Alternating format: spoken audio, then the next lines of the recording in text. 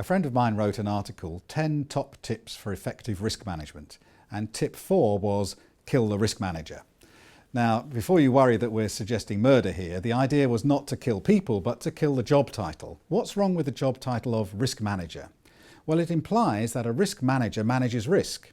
And that's absolutely the wrong message on projects, programs and business. We all need to manage risk. Wherever we have objectives, we have risk, and if I own the objectives, I should own the risk, and I should manage the risks to my objectives.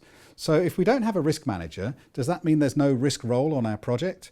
Not at all. We need to have someone who will be responsible for facilitating the process, making sure that it happens, and assisting people in doing what needs to be done.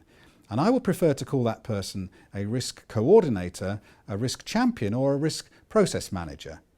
And that person needs to have good authority within the project, to be recognised as somebody that you can trust, somebody who has a focus on efficiency and effectiveness, somebody who is good with people and able to follow through a process.